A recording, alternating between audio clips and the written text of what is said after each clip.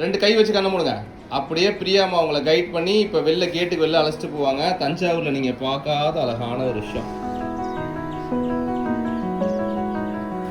ஏய் வெளியில என்ன இருக்கு வெளியில? നിറമാർന്നൊരു കനവെന്നിൽ തെളിയുന്ന പോലെ പുഴയോരം തഴുകും നീ തണുനീറൻ കാറ്റും പുളകങ്ങൾ ഇഴനെയ്തൊരു